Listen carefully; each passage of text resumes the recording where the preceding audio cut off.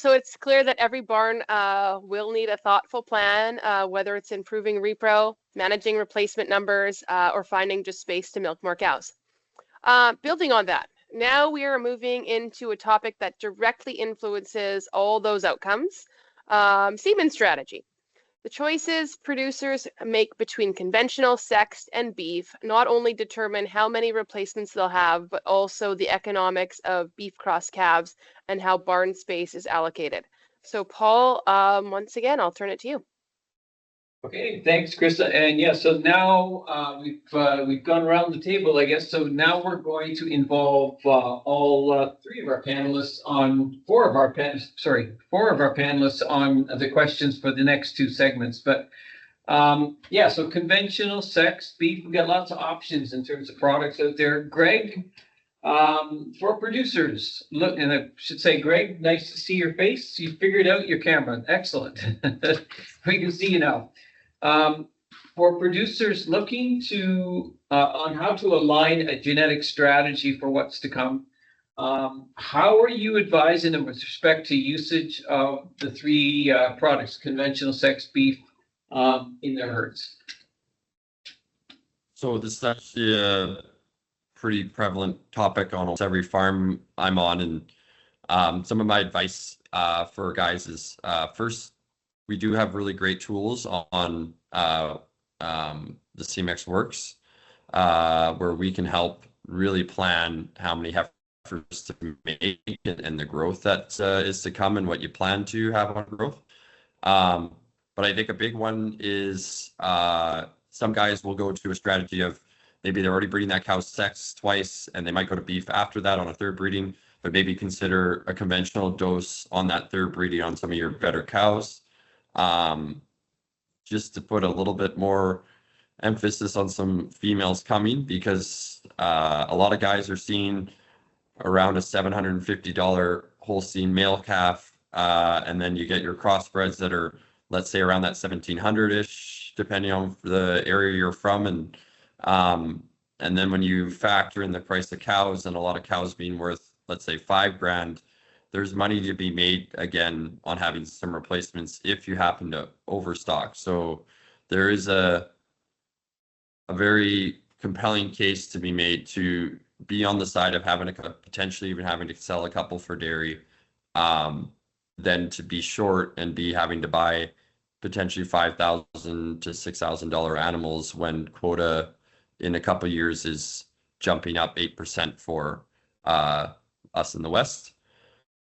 So I think on that side, that's been some of the strategies, and then just really make sure that you are making the right amount of animals, as in let us help you with tools if we can to get it. If you need to make 10 or 11 calves, let's make sure we know the exact numbers. Okay, thanks, Greg. And seems that as this evolution has transpired over the last 5 years, that the usage of beef on dairy, it's very closely tied to the usage of sex semen. Do you see that on your customer farms, Erin? Yes, it is very popular, and it's very dependent on the number of replacements, like Greg said, for the farm, and also the sexed only doses and beef doses. Very popular with the crowd that wants to get in on the increased farm income from those beef cross calves that they can sell off farm. The key is to find the comfortable recommended level of replacements and keep monitoring the count as well. So that's the count of cows and heifers due to beef and due to sex doses. It's pretty hard to turn back the clock once everything's on the ground. And definitely high conception is a factor. But some of those ratios of beef to sex are 2-to-1, and some farms are that 1-to-1 ratio as well. It all depends on the calf raising as well. Yeah, lots of variables in there. So thank you for that. Amanda, for you, would you say there's a type of farm where you might advise against the usage of sex semen? That is hard question, but yes, some farms I would recommend conventional instead of sex semen, especially when they are going through tough moment with the status, like reproduction data.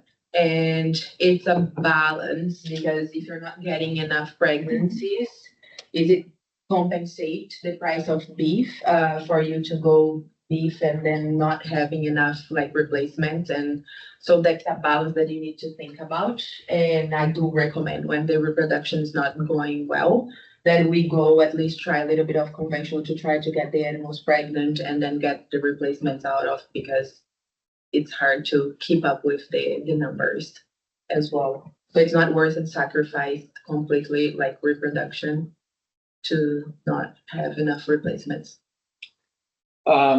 And then Kevin, for you, as we need more heifers in the pipeline, it's going to be difficult for most producers that want to maximize usage of sex and beef without conventional doses to use sex just on heifers. So, where that may have started a number of years ago where you sexed on heifers because of the higher fertility.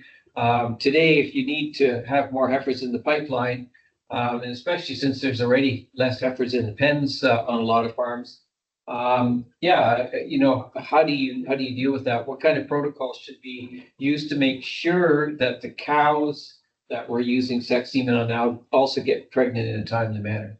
Yeah, I mean, there's lots of varieties, I would say, in this, Paul, but having good protocols for repro is absolutely essential. So, like cows that calve in and have no issues, have gone straight back in calf, the previous lactations that have calved in, no metritis, no issues. They're all good candidates for sex semen. Also cows that but cows that have had metritis or had calving difficulties or any issues at all, they probably just should go straight to beef. And also looking at cows that historically took 5 or 6 services to go in calf, they really should just go to beef.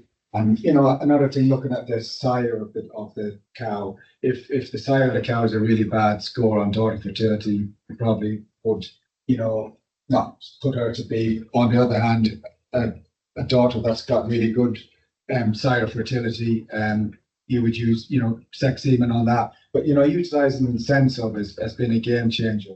We're seeing herds now that are successfully breeding all their cows that they designate for sex semen that they need the requirement for their replacements, are having really good success with a true sense of and through having a really good heat detection system. So utilizing sex semen and beef is crucial, because you got to remember, if you can use as much sex semen as you can, you only need half the pregnancies if you're using conventional semen. So with the beef prices as well being so high, if you can utilize sex semen successfully, your bottom end is going to be so much greater by, say, hopefully if you can use 40% beef on your cows, but still increasing your replacement, your bottom end is going to be so much more, with calves being $1,500 at a day old. So utilizing sex on beef, I think, is essential if you have good protocols and a really good repro system.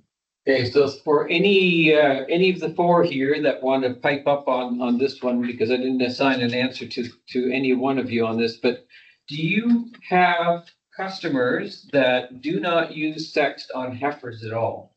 And if you do, are these herds able to capitalize on some beef usage as well? I'm not sure if anybody's got thoughts. Yeah, I deal with a herd that, and you've been on the herd as well, Paul, that they haven't got the facilities to AI their heifers, and both you and I have been there and we've suggested to them that they utilize serving their heifers, because that's where you get the best results with sex semen. So hopefully in the new year they're going to put in locking yolks and put up pens that they'll be able to utilize that. So, but at the moment that is hurting them, because their heifers are all being run with a bull at the moment, and so that's one problem in particular. So anybody else want to speak to that one? Yeah, there's a small number of those types of herds nowadays, but they're still out there, and they just don't realize the advantage that they have. One, to create more income for the farm on selling beef crosses, but also two is utilizing a program to strategize. I would also add, Paul, that there's quite a few farms that have heifers on other farms, so therefore there's, they go and feed them in the morning and evening, so there's nobody there in the daytime picking up the heat, so therefore they've had poor conception rates with that. So for farmers like that, putting in something like Senso would be a game changer for them, because it picks up the animals when they're not there. So that would lift their preg rates on the heifers substantially. So if somebody's had been have heifers away from the farm and nobody checking them, putting in a Senso for them would be really financially beneficial. Yes, I think so.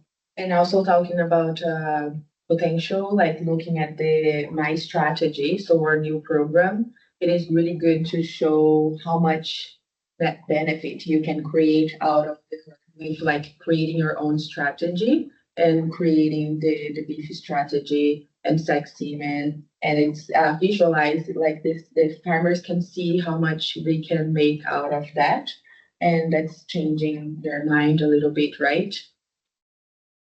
I would kind of chime in on, I had a customer that was breeding with a Holstein bull, let's say out of convenience in their heifers. And I've kind of made the joke, almost to be a little bit shocking, but I think it's very true right now that the most expensive way to breed your cows is with a Holstein bull, because of the opportunity lost on the cross price difference between that cross price and a Holstein male. And in this farm, they were utilizing some of sex and some beef and conventional in their cows, but with the growth coming and the amount of heifers they had, they actually need to go to 90% sexed in cows and heifers just to get to the numbers of their growth goals, and with quota coming.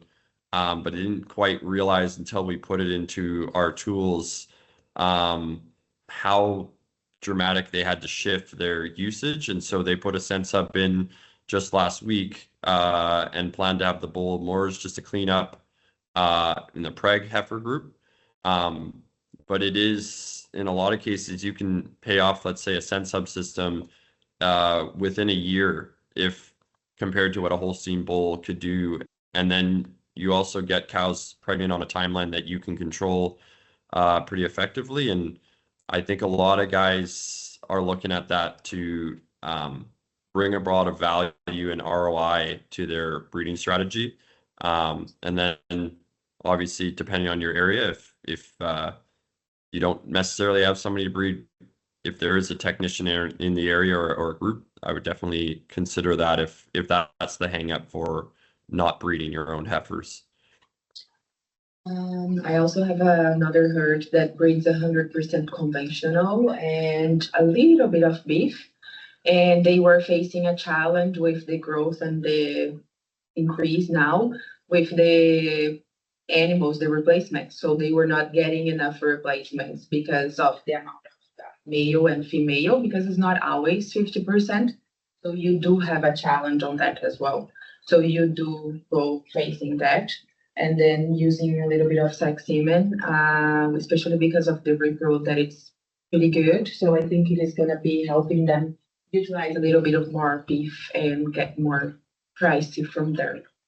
And I think for the participants here, that wouldn't be news to many people here, but it's good reinforcement. And yeah, I guess if we're not careful, we're going to turn this into a sense of call instead of a genetic call. So we've got to be back to genetics here. So